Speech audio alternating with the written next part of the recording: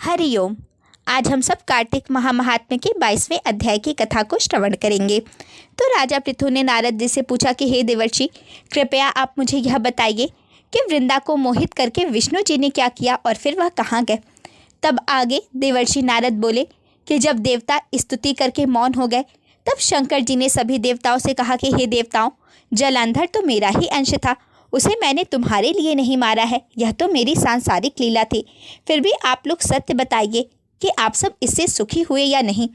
तब देवताओं ने प्रसन्न होकर के और शिव जी को प्रणाम कर उन्हें सब वृत्तांत सुनाया, जिस प्रकार से भगवान विष्णु ने वृंदा का पातिव्रत धर्म नष्ट किया और फिर जिस प्रकार से वृंदा ने शरीर त्याग कर परम गति को पाई।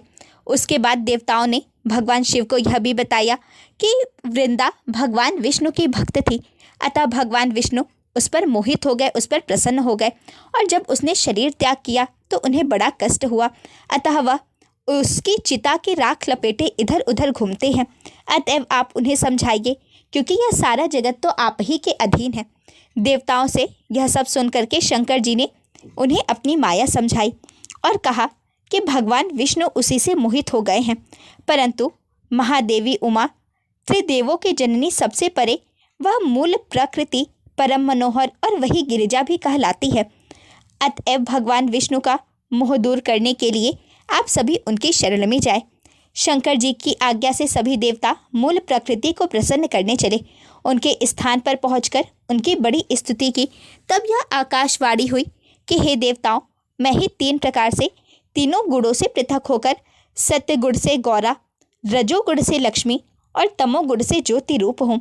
अतएव आप लोग मेरी रक्षा के लिए उन देवियों के पास जाओ तो वे तुम्हारे मनोरथ को पूर्ण कर देंगी। यह सब सुनकर देवता भगवती के वाक्यों का आदर करते हुए गौरी अर्थात पार्वती जी, लक्ष्मी जी और सरस्वती जी को प्रणाम करने लगी। सब देवताओं ने भक्तिपूर्वक उन सब देवियों की प्रार्थना की। उस स्तुति से तीनों देवियाँ प्रकट हो गई। सभी देवताओं ने खुश होकर के निवेदन किया। तब उन देवियों ने कुछ बीज देकर कहा कि इसे ले जाओ, बो दो तो तुम्हारे सब कार्य सिद्ध हो जाएंगे। ब्रह्मादिक देवता उन बीजों को लेकर विष्णु जी के पास गए। वृंदा की चिता भूमि में डाल दिया। उससे तुलसी माता प्रकट हुई। विधात्री के बीज से धात्री, लक्ष्मी के बीज से मालती और माता पार्वती के बीज से तुलसी प्रकट हुई। विष्णु जी ने जे हुई उन स्त्री रूप वाली वनस्पतियों को देखा तो वे उठ गए और प्रसन्न हो गए।